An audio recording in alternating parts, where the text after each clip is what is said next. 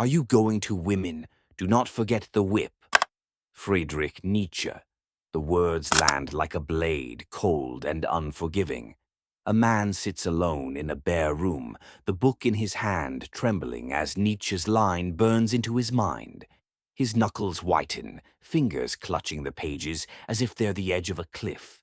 He's been here before, not in ink, but in flesh. The moment her smile turned sharp, a weapon he didn't see coming. The moment love revealed itself as a chain he forged himself. Friedrich Nietzsche didn't whisper, he roared.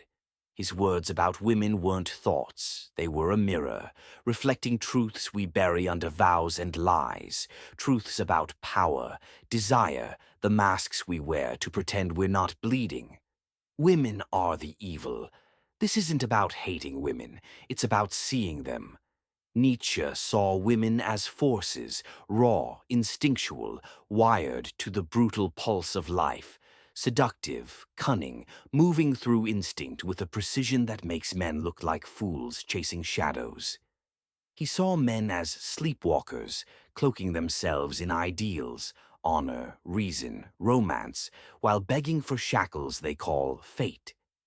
His philosophy wasn't a lecture, it was a battlefield, against illusion, against weakness, against the lies we swallow to keep the pain at bay. And in that war, women weren't spared. They were the storm that exposes a man's fragility, the silence that drowns him, the mirror that shows his betrayal of himself. Picture it, a man, maybe you, staring at that mirror. The glass is cracked, but it's honest. It shows the times you knelt, not to her, but to your own need. The times you called it love when it was leverage. The times you reshaped your soul to fit her approval, only to find it was never enough. Nietzsche's words are a hammer smashing the myths we cling to. That love is pure, that connection is selfless, that a woman's desire is ever free. He didn't write to make you feel safe. He wrote to make you flinch, to see the hunger beneath your devotion, the obedience beneath your passion, the emptiness beneath your promises. Nietzsche wasn't a scientist or a saint. He was a storm. His thoughts on women weren't neat arguments. They were lightning bolts, jagged and volatile, meant to burn away the lies. That infamous line, "Are you going to women? Do not forget the whip," lands like a slap, sparking rage, confusion, debate. Was it a joke, a metaphor, or a warning carved from resentment? No one agrees because Nietzsche didn't care about agreement. He cared about impact. He wanted you to feel the sting, to question the illusions you've built around women, around love, around yourself. To call him a misogynist is to miss the point. He wasn't attacking women. He was attacking the stories we tell to avoid the truth. The truth is brutal. Nietzsche saw women as closer to life's core, not in some flowery, romantic way, but in a ruthless, evolutionary one. While men hide behind codes of honor or systems of thought, women move through instinct. They don't argue. They don't preach. They shape outcomes with a glance, a pause, a silence that cuts deeper than words. He called them manipulative, superficial, but also wiser, more loyal to reality than men could ever be. Contradictions? Number. That was his method. He didn't trust clean answers. He trusted the chaos beneath them. And in that chaos, women were a force, dangerous, magnetic, inescapable. The man in the room feels it now. His hand steadies, but the mirror doesn't. He remembers her laughter, warm 1 minute, surgical the next. The way her approval felt like oxygen, and its absence like a fist to the chest. He sees it in the glass. Every time he chased her validation, he betrayed himself. Every time he called it love, he was begging. Nietzsche's philosophy wasn't about women alone. It was about power, about the will to rise above the herd, to create meaning in a world stripped of gods. And women, in his eyes, were a test. Not because they're evil, but because they're real. They embody the primal rhythms men try to tame with poetry and promises. Truth, for Nietzsche, isn't found. It's forged, with blood, pain, and will. To live isn't to conform, it's to conquer. And anything that smells of dependency, sentimentality, or submission, he struck down without mercy. Christianity, equality, romance, they're illusions dressed up in virtue to keep you soft. In his brutal hierarchy, instinct trumps reason, passion trumps peace, power trumps pity. He dreamed of the Übermensch, the one who transcends weakness, who carves meaning from the void. And women? They weren't footnotes in this war. They were the mirror reflecting the chaos men pretend they've mastered. The man's breath catches, held too long. He sees her face in the mirror, not hers, but the myth he made of her. The myth that she was his salvation, his purpose, his home. Nietzsche's hammer falls. Woman is not yet capable of friendship. She knows only love. But that love isn't innocent. It's a transaction, a battlefield where the lover who loses himself isn't rising. He's falling. The man sees it now. He didn't lose her. He lost the man he was before he knelt. This is where the pain lives, abandonment, betrayal, the slow bleed of emotional dependence. The times you thought you were chosen, only to realize you were shaped. The times you called it intimacy, only to see it was obedience. Nietzsche's mirror doesn't lie. It shows the hunger you mistook for devotion, the weakness you mistook for strength, the chains you mistook for destiny. Schopenhauer's shadow looms. Love is the ultimate goal of almost all human endeavor. It influences the most important events, interrupts the most serious occupations, and sometimes confounds the greatest minds. Nietzsche sharpened it. Love isn't a goal, it's a trap, a contest where the stakes are your sovereignty. And women, masters of effect, don't need fists. They fight with presence, a smile that disarms, a silence that demands, a need that reshapes you before you know you've changed. The man stands, the book heavy in his hand. He's not angry anymore. He's awake. The mirror shows it all. The pain of her absence, the sting of her control, the shame of his surrender. But it also shows the way out, not through hatred, not through avoidance, but through clarity.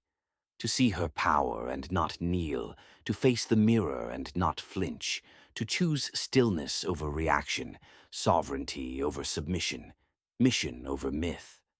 On Darkpsyphoria, we don't look away. We stare at the pain, abandonment, betrayal, the ache of chasing a lie. And we name it, not to curse women, but to free men, to wake them from the illusion that love is their purpose, that dependence is their strength, that a woman's desire is their worth. The choice is yours. Stay asleep or step into the fire of awareness. If you're ready to face the mirror, join us. Subscribe, not for hype, but for the truth you've buried too long.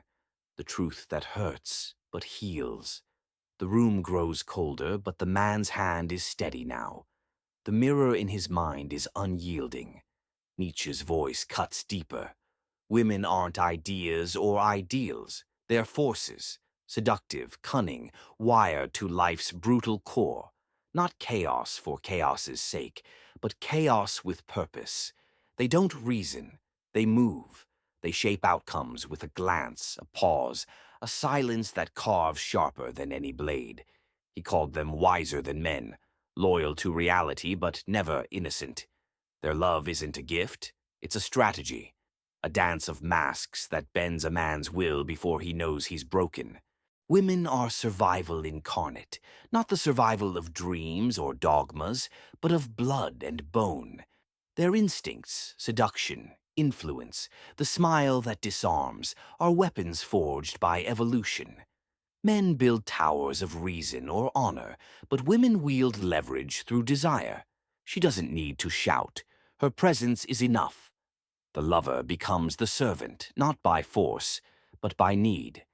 Have you felt her silence cut you deeper than her words? Love is a battlefield, Nietzsche warned, masked in sonnets and sighs. It's not connection, it Venu's control. The cruelty isn't in her intent, but in her nature. She doesn't dominate with fists, she's desired, and that's her power. The man who begs for her approval calls it passion, but it's obedience. He volunteers for the chains, worships the force that unravels him. Did she change, or did you finally see the mask fall? Her absence isn't empty. It's a scalpel, slicing away the lies you lived for. Nietzsche's Übermensch, the one who rises above the herd, must face the eternal feminine. She's not an enemy. She's the mirror. Her chaos reflects his own. Her seduction tests his gravity. To kneel is to crumble. To worship is to lose. But to stand unshaken, to transmute desire into creation, that's the path. Women, in their primal loyalty to life, don't need philosophy. They are presence.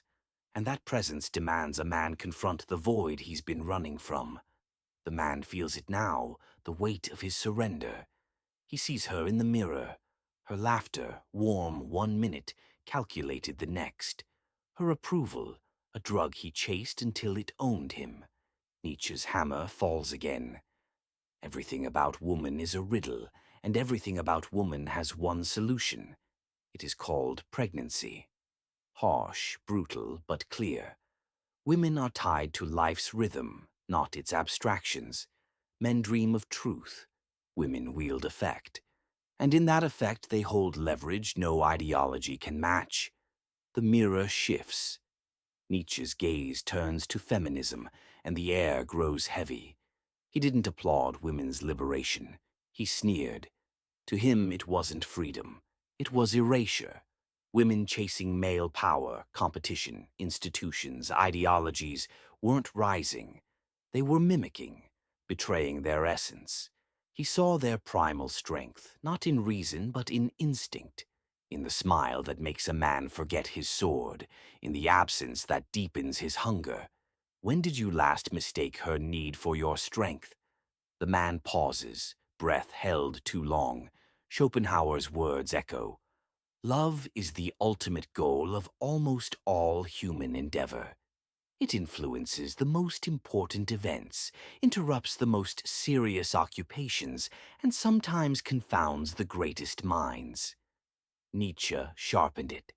Love isn't salvation, it's strategy. Women don't fight with swords. They fight with presence. The man sees it in the mirror. He didn't lose her. He lost himself, twisting his soul to keep her. The revolution is stillness, non-reaction, to face the mirror and not break. To see her power, biological, psychological, spiritual, and not kneel. The man stands, the book heavy but no longer shaking. The mirror doesn't crack. It reflects a truth he can't unsee. His pain wasn't her doing. It was his surrender. The man closes the book, but the mirror stays. The wound is raw, abandonment, betrayal, the ache of chasing a myth called love. But now it's clear. Nietzsche's cruelty wasn't aimed at women. It was aimed at the lies we tell to feel safe. The lie that love is pure, the lie that dependence is connection, the lie that her smile is ever free. You didn't lose her. You lost the man you became to hold her. The masculine arc isn't validation. It's gravity, internal, unshaken, sovereign. Nietzsche's mirror shows it all. The hunger you called devotion, the weakness you called strength, the chains you called fate. But it also shows the way out. Not through hatred, not through avoidance, but through creation. Face the chaos, transmute the pain, become the man who doesn't need to kneel. If you felt this fire, share your story below. Not for sympathy, but so no man breaks alone. If this truth cracked something open, pass it on, not for the algorithm, but for the soul still lost in illusion. This is darkpsyphoria, where the myth burns away, and the man you were meant to be begins. What do you see when you look in the mirror? Thank you for watching. Walk your path with quiet strength.